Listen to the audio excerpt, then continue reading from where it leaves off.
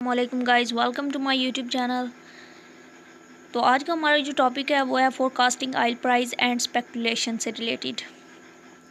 तो अगर आप हमारे चैनल पर न्यू है तो हमारे चैनल को सब्सक्राइब कर दें और अगर आपको हमारी वीडियो पसंद आए तो लाइक और शेयर ज़रूर कर दें। तो हम स्टार्ट करते हैं हमारा आज का topic. Basically crude oil prices are consider one of the most important indicator in the global economy. कि क्रूड ऑयल जो है वो बेसिकली ग्लोबल इकॉनमी का एक बहुत ही अहम इंडिकेटर है।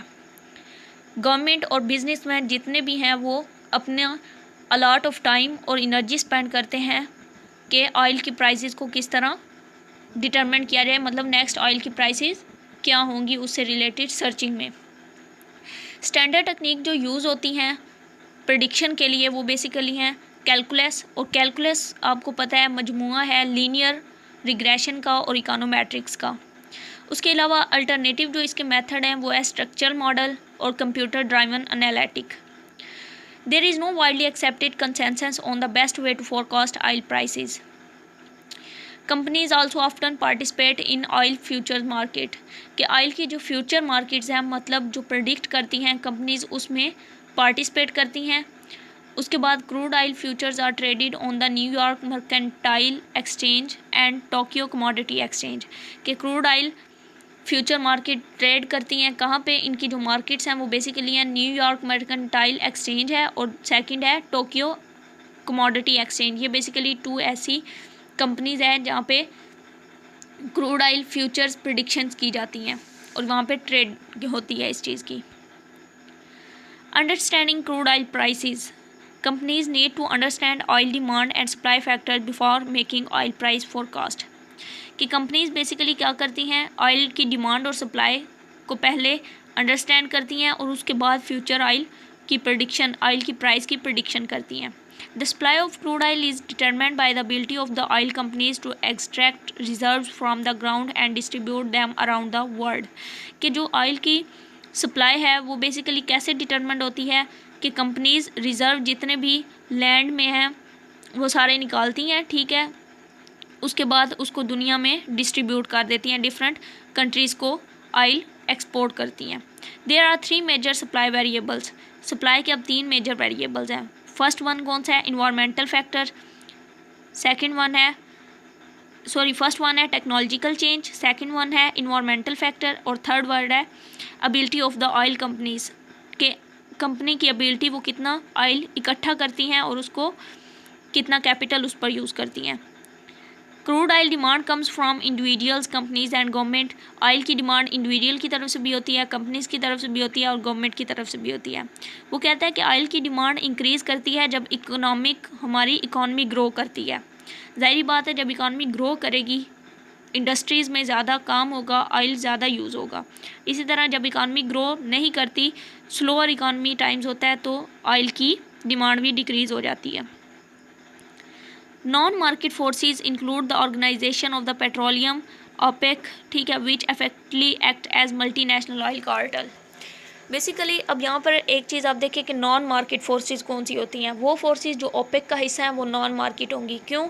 क्योंकि वो उनकी अपनी कोई मार्केट नहीं है, वो ओपेक के अंडर काम कर रही हैं, ठीक है, इसलिए वो नॉन मार्केट होंगी। उसके बाद वो सारी वर्क कैसे करती हैं, एज अ कार्टेल। कार्टेल में आपको पता है कि कंपनीज अपनी प्राइस खुद सेट करती हैं, तो जब वो मार्केट में अपना ऑयल फ़रोख्त करेंगी तो वो अपनी प्राइस चार्ज करेंगी, ओपेक की अपनी जो प्राइस डिटरमाइंड होगी वो चार्ज करेंगी। ओके उसके बाद OPEC member nation make joint decisions about how much oil to release the world. देखें ओपेक के जो मेंबर हैं वो डिसीजन करते हैं कि कितना ऑयल हमने दुनिया में भेजना है, मतलब इर्द गिर्द के जो ममालिक हैं उनको देना है और कितना मतलब प्राइस बेस्ट होगी गवर्नमेंट के लिए।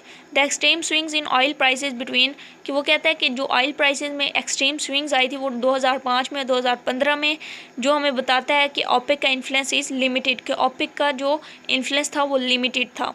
Oil is also highly regulated in most countries. The United States, like many nations in Europe, high strict restriction on where oil can be drilled.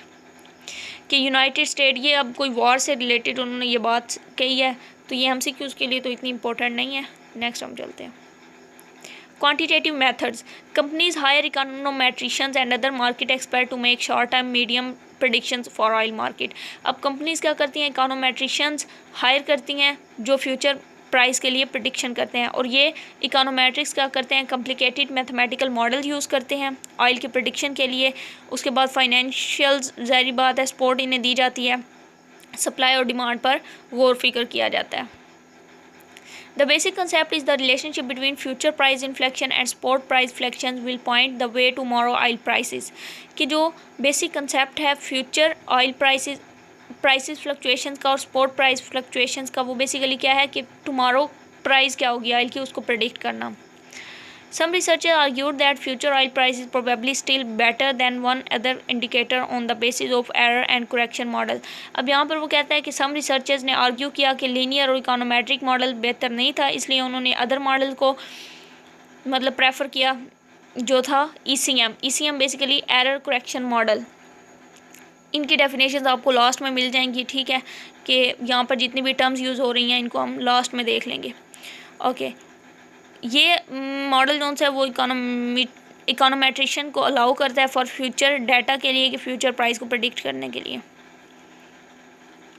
Other instead recommended a time series random walk process। Random walk theory suggests the stock price change cannot be used to predict future movement। अब वो कहता है कि फिर जो other economist हैं वो use करते हैं टाइम सीरीज रैंडम को। टाइम सीरीज रैंडम हमें क्या बताता है, वो ये बताता है कि हम प्राइसेस की बेस पे फ्यूचर जो प्रिडिक्ट है वो नहीं कर सकते, क्योंकि स्टॉक की प्राइसेस चेंज होती रहती हैं। इस टाइम सीरीज़ थ्योरी का ये पर्पस था।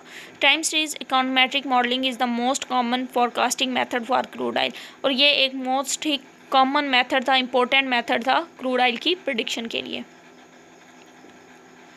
सप्लाई और डिमांड जो से हैं वो बेसिकली मैक्रो इकोनॉमिक मॉडल हैं, वेरिएबल हैं उसके, ठीक है, such as OPEC production, income elasticity of demand और GDP हो गया, ठीक है, ये सारे मैक्रो इकोनॉमिक वेरिएबल हैं।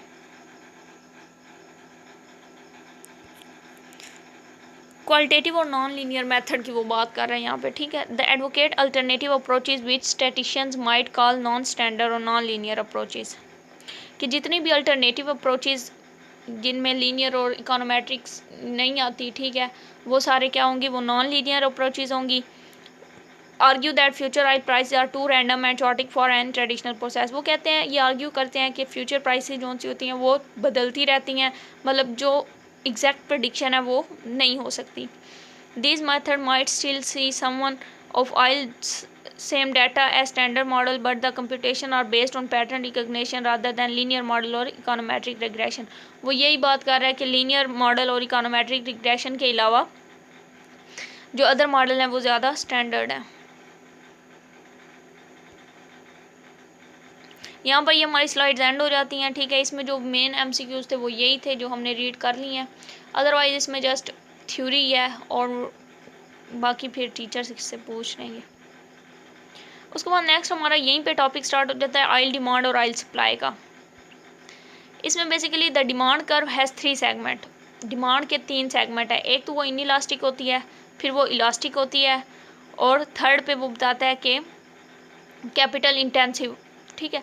जब इनइलास्टिक होती है for a wide range of price, यहाँ पर आपने देखना है कि डिमांड हमारी इनइलास्टिक तब होती है जब डिमांड कांस्टेंट हो with respect to various price, ठीक है, कि प्राइस चेंज हो रही हो और डिमांड कांस्टेंट हो, वो हमारी इनइलास्टिक होगी। और इलास्टिक जो सी है वो लो और हाई प्राइसेस पे होती है।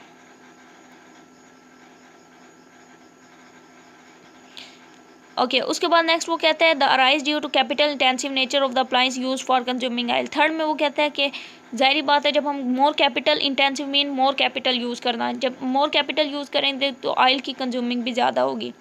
उसके बाद वो कहता है कि शॉर्ट रन में हम कुछ एडजस्टमेंट करके ऑयल की यूटिलाइजेशन को पॉसिबल बना लेते हैं कि कम कर लें, जिससे क्या होता है डिमांड हमारी इनइलास्टिक हो जाती है।